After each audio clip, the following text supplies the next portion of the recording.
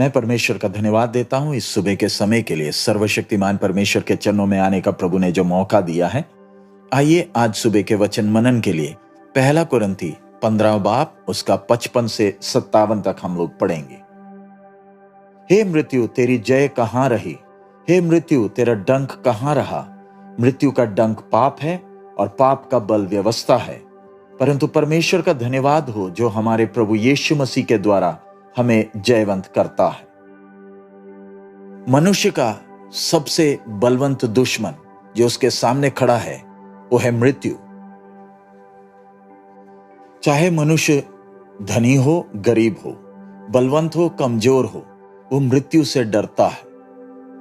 बेशक वो कहता तो है कि उसे मृत्यु से डर नहीं, अपने मुंह पर वो दिलेरी तो दिखाता है, लेकिन अनजाने में वो मौत के भय के लक्षण अपने जीवन में दिखाता है। जब हम आदम और हव्वा के जीवन को देखते हैं, हमें मालूम है कि मृत्यु उनके अनाज्ञाकारिता के कारण आया। जिस दिन मनुष्य ने फैसला किया कि वो अपनी इच्छा करेगा, वो आत्मिक तौर पर मर गया, यानी उसका परमेश्वर के साथ का संबंध खत्म हो गया और आत्मिक मृत्यु के साथ साथ शारीरिक मृत्यु भी आई, जो उसका इस पृथ्वी पर का सफर को समाप्त करता है और मनुष्य इस संसार से बड़े दर्द के साथ, वेदना और निराशा के साथ जाता है। परमेश्वर ने मनुष्य को अपने अनंत काल की योजना से बनाया, इसलिए जब परमेश्वर ने उसके नथनों में जीवन का श्वास फूका, परमेश्वर उसके अंदर, मनुष्य के अंदर परमेश्वर ने वो अनंत काल के प्राण और आत्मा को डाला। जब आत्मिक मृत्यु मनुष्य को परमेश्वर से अलग करती है तो वो पाप का गुलाम बनता है और उसका प्राण उसके आत्मा को अपने वश में लेता है। हम ये नहीं कह सकते कि मनुष्य जल्दीबाजी में शैतान के चुंगल में फंसा, क्योंकि मनुष्य को परमेश्वर ने अपने स्वरूप और समानता में बनाया था। आदम को उतना ज्ञान था कि वो दुश्मन की चालाकी को पहचान सकता था, लेकिन उसने उस परीक्षा को हल्के लिया। वो पाप के उस मोह के चुंगल में फंसा और मृत्यु ने उसके ऊपर बड़ी आसानी से पकड़ बना ली। और मृत्यु मनुष्य के अंदर अपने उस डंक यानी पाप के द्वारा अपने जहर को डालता। परमेश्वर के असीम प्रेम को देखे, परमेश्वर ने मनुष्य को शारीरिक मृत्यु उसी समय अनुभव करने नहीं दिया जब उसकी आत्मिक मौत हुई। ऐसा क्यों? क्योंकि परमेश्वर ने मनुष्य को मौका दिया कि चाहे तो वो अपने पाप से पश्चाताप करके परमेश्वर की ओर मुड़े। हानूक परमेश्वर के साथ चला, उसने मृत्यु का स्वाद नहीं चखा। वो मनुष्य के लिए एक चिन्ह था कि मौत इंसान के ऊपर पकड़ नहीं बना सकती अगर उसका परमेश्वर के साथ का संबंध सही है। इसलिए हम देखते हैं वचन में निद्रा या नींद को पुराने नियम में भी इस्तेमाल किया गया है मृत्यु के संबंध में। परमेश्वर के साथ का संबंध ही एक व्यक्ति को उस खतरनाक आत्मिक मौत के दर्द से, जहरीले दर्द से बचा सकता है। परमेश्वर का धार्मिकता, परमेश्वर का न्याय कभी भी मनुष्य के बलवा को इनकार नहीं कर सकता। परमेश्वर का न्याय ये डिमांड करता है कि जो प्राणी पाप करता है उसे मरना है। अदन बगीचा में मनुष्य को शारीरिक मौत से तो परमेश्वर ने बचा रखा, लेकिन उसकी जगह एक निर्दोष जानवर मरा। उसके जीवन को एक मौका मिला। अदन बगीचा में जो घटना हुई वो उस क्रूस पर कुछ समय बाद होने वाली घटना की छाया है। इन दिनों में दुनिया गुड फ्राइडे और ईस्टर मनाने की तैयारी कर रही है। बहुत सारे रिवाज भी उसके साथ जुड़ गए, जैसे कि उपवास लेते हैं, ईस्टर एग है।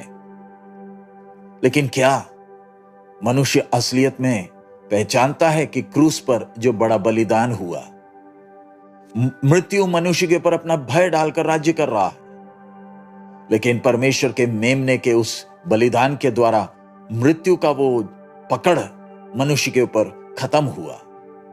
परमेश्वर का मेमना, उसने मनुष्य जाति के जगह में मृत्यु का स्वाद चखा। हमने इस बात को समझना है, प्रभु यीशु ने क्रूस पर जो दर्द सहा वो सच में सही मृत्यु की पूरी वेदना नहीं है, लेकिन असली मृत्यु की वेदना कहां पर? जब प्रभु तड़पने वाले जगह में, जहां पर हम सब के लिए वो मृत्यु की वेदना को सह रहा है, शरीर क्रूस पर लटका हुआ है। हमारा प्राण और आत्मा है जिसने असलियत में उस पाप का मजा चखा है। इसलिए ये शरीर तो मिट्टी में वापस चला जाएगा, लेकिन प्राण और आत्मा कभी मरेगी नहीं, क्योंकि वो असली में वही दोषी है, उन्हें सजा देना है। आजकल हम आधुनिक साइंस और टेक्नोलॉजी के द्वारा हम शारीरिक दर्द के वेदना को कम कर पाते हैं। कई देश तो ऐसे भी हैं जो मनुष्य को मरने में मदद करने के लिए भी आ गया है, लेकिन मनुष्य ये बात को भूल जाता है कि असली मृत्यु वो हमारे शरीर में सहने वाला दर्द नहीं, लेकिन प्राण और आत्मा जो अनंत काल के नरक में जो वेदना सहेगी। हमें उस धनी आदमी के बारे में याद होगा जिधर वो तड़पने वाले जगह में प्रभु से विनती करता है कि पानी का एक बूंद दे दे। इसलिए प्रभु यीशु ने कहा, अच्छा है अगर हमारा शरीर का एक अंग काट दें जो पाप का आनंद लेता है, नरक में जाने से बेहतर तो वही है। एक बार मौत या मृत्यु प्राण और आत्मा के ऊपर जब नरक में पकड़ बना ले, फिर बचने का कोई रास्ता नहीं। लेकिन परमेश्वर का धन्यवाद हो, हमें मसीह यीशु के द्वारा जय है। प्रभु यीशु ने हमारे लिए मृत्यु को चख लिया। जैसे मसीह यीशु पवित्र था, मृत्यु को उसके ऊपर पकड़ नहीं थी। और जब हम प्रभु यीशु मसीह को अपना उद्धारकर्ता मानकर उस उद्धार को पाते हैं, हम भी वो मृत्यु के भय से आजाद होते हैं। हम दिलेरी से कह सकते हैं, ओ मृत्यु तेरी जय कहां, ओ मौत तेरी जय कहां, क्योंकि हमें उस मृत्यु के उस डंक से प्रभु यीशु के द्वारा हमें छुटकारा मिला। यह परमेश्वर का वो बड़ा दान है जो मसीह यीशु के क्रूस पर बलिदान होने के कारण हमें मिला। अगर प्रभु यीशु ने हमारे लिए मृत्यु का दर्द तड़पने के जगह में सहा ना होता तो मुझे उसे अनुभव करना था। लेकिन परमेश्वर का धन्यवाद हो कि प्रभु ने वो दर्द सहने के कारण मुझे उस मृत्यु के दर्द से आजादी मिली। कोई भी मुझे ये धन्य उद्धार नहीं दे सकता। मैं परमेश्वर के संतान होने के नाते मैं मृत्यु को देखकर जय की घोषणा करता हूं। आइए हम मृत्यु को हमारे ऊपर वो जकड़ बनाने ना दें, पाप के उस डंक के द्वारा हमें बर्बाद करने ना दें। अगर आप में से कोई जो इस आवाज को सुनता है और आपके अंदर मृत्यु का दर्द है आपके प्राण और आत्मा में, तो समय है कि आप प्रभु के क्रूस के तले आ जाएं और उस पाप के बंधन से आजाद हो जाएं। प्रभु यीशु आपको आज पाप के बंधन से छुड़ाने के लिए तैयार है। वो आपके सारे पापों को माफ कर कर आप पर करुणा करना चाहता है। आइए हम समय ना बर्बाद करें, नहीं तो बाद में वो धनवान की तरह तड़पने वाली जगह में परेशान होना पड़ेगा। जीवन बहुमूल्य है, हमारा प्रभु का आगमन नजदीक है। आइए हम प्रार्थना करें। हमारे अनुग्रहकारी दयालु पिता, हम आपका धन्यवाद देते इस समय के लिए, आपके बहुमूल्य वचन के लिए। पिता, आपके चरणों में हम आते हैं। आपके उस बलिदान के लिए धन्यवाद जिसके द्वारा हम प्रभु पाप से आजाद हुए। अब मृत्यु को हमारे ऊपर कोई हक नहीं।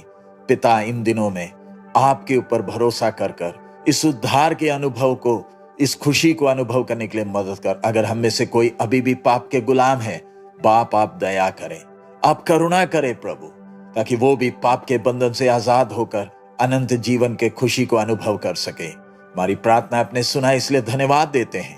इस बार का गुड फ्राइडे और ईस्टर जब दुनिया मना रही है, सच में हम हर कोई उस उद्धार की खुशी को मनाने के लिए मदद करें। यीशु मसीह के मधुर नाम से मांगते हैं, आमीन। प्रभु हम सबको बहुत आयत में आशीष दे। हमारा प्रभु अति शीघ्र आ रहा है। मारनाथ।